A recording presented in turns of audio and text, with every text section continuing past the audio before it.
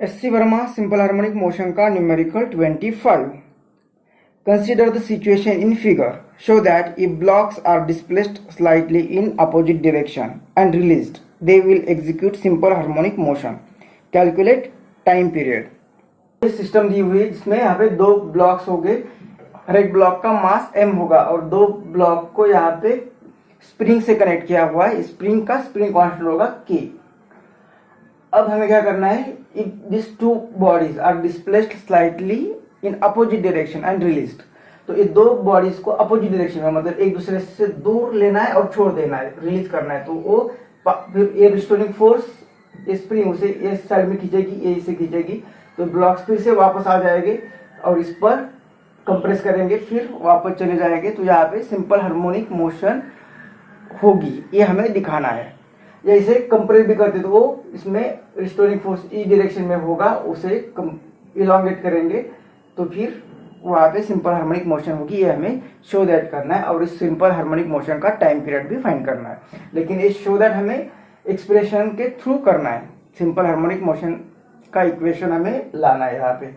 अब मान लेते कि इस ब्लॉक को यहाँ पे कुछ डिस्टेंस से डिस्प्लेस कर दिया और इसे भी कुछ डिस्टेंस से डिस्प्लेस कर दिया, तो ये स्प्रिंग इलोंगेट होगी। स्प्रिंग इलोंगेट होगी तो उसमें इलास्टिक पोटेंशियल एनर्जी स्टोर होगी। जैसे छोड़ देते हैं तो उसका कन्वर्जन होगा ये दोनों के काइनेटिक एनर्जी में गेन होने में, तो ये काइनेटिक एनर्जी गेन करेगी। अब जब ये इक्विलिब्रियम के अबाउट मूव होगी तब उसकी वो वेलोसिटी चेंज होती रहेगी, इसकी वेलोसिटी चेंज होती रहेगी, दोनों की काइनेटिक एनर्जी चेंज होती रहेगी, मतलब इसकी पोटेंशियल एनर्जी भी चेंज होती रहेगी।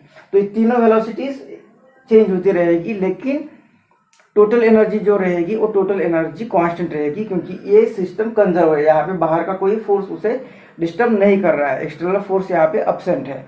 तो यहाँ पे इसका मोमेंट सेंटर ऑफ मास भी कांस्टेंट रहेगा और ये टोटल एनर्जी यहाँ पे कांस्टेंट रहेगी। तो हम इसलिए एनर्जी मेथड यूज कर रहे हैं। तो इस सिस्टम में एनर्जी कितनी रहेगी, तो मान लेते हैं इक्विलिब्रियम से जब ये एक्स होगा, ये इक्विलिब्रियम से जब एक्स डिस्टेंस से दूर होगा तब इसमें पोटेंशियल एनर्जी स्टोर होगी और ये दोनों में उस डिस्टेंस के लिए कुछ वेलोसिटी भी आ जाएगी। तो टोटल एनर्जी कितनी होगी, तो एक ब्लॉक में काइनेटिक एनर्जी आ जाएगी 1/2mv², दूसरे ब्लॉक में भी उतनी ही काइनेटिक एनर्जी रहेगी। अब स्प्रिंग में इलास्टिक पोटेंशियल एनर्जी रहेगी, तो ये स्प्रिंग इस साइड में x इलोंगेट हो गई, इस साइड में x, मतलब टोटल इसका कितना इलोंगेशन होगा 2x। तो उसमें पोटेंशियल एनर्जी कितनी आ जाएगी 1/2k, जो भी इलोंगेशन है उसका स्क्वायर, तो ये इलोंगेशन होगा 2x²। अब ये एनर्जी आ गई है, मतलब ये एनर्जी को इस तरह से लिखेंगे, ये हाफ प्लस हाफ 1, मतलब ये mv² प्लस ये कितना 1/2k और इसका स्क्वायर 4x², इतनी एनर्जी। या इसे डिवाइड करेंगे तो ये E = mv² प्लस 2kx², इतनी टोटल एनर्जी इस सिस्टम में रहेगी किसी भी डिस्टेंस पर, और उस डिस्टेंस की वेलोसिटी ये रहेगी। अब ये कांस्टेंट वेलोसिटी रहेगी, तो हम इसे क्या करेंगे, डिफरेंशिएट करेंगे विथ रिस्पेक्ट टू टाइम। तो ये कांस्टेंट है तो उसका डेरिवेटिव 0 आ जाएगा, = अब ये velocity mean position to extreme position change हो रही है, m कांस्टेंट है, तो m कांस्टेंट, इसका डेरिवेटिव 2v और v का भी डेरिवेटिव प्लस ये 2k कांस्टेंट है, ये x वैल्यू हो रहा है mean position to extreme position, तो इसका डेरिवेटिव 2x dx/dt। तो ये कितना आएगा, ये 0 = 2mv dv/dt, मतलब ये एक्सेलरेशन हो गया, प्लस ये 2 × 2 4kx और ये भी v आ गया।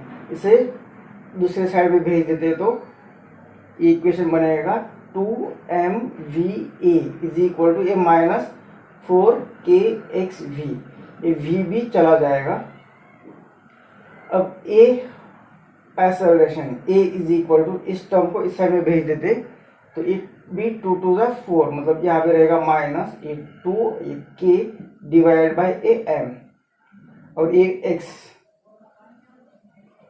अब यहाँ पे एक्सेलरेशन ये माइनस टू कांस्टेंट के कांस्टेंट एम कांस्टेंट मतलब ये पूरी टर्म कांस्टेंट रहेगी, तो इसे हम लिख सकते हैं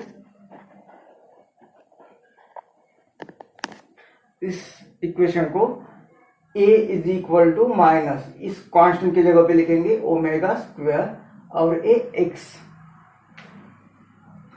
तो ये इक्वेशन ही हमें सिंपल हार्मोनिक मोशन का एक्सेलरेशन बताता है। सिंपल हार्मोनिक मोशन का रिस्टोरिंग एक्सेलरेशन और डिस्प्लेसमेंट के बीच का रिलेशन।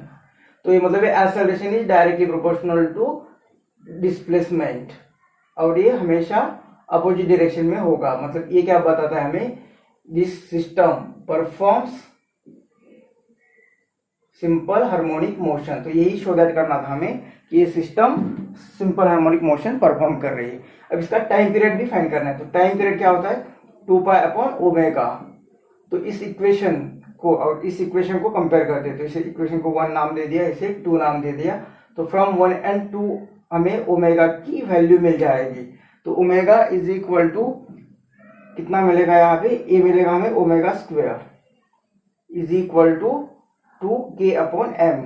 मतलब ओमेगा मिल रहा है 2k/m का स्क्वायर रूट। तो टाइम पीरियड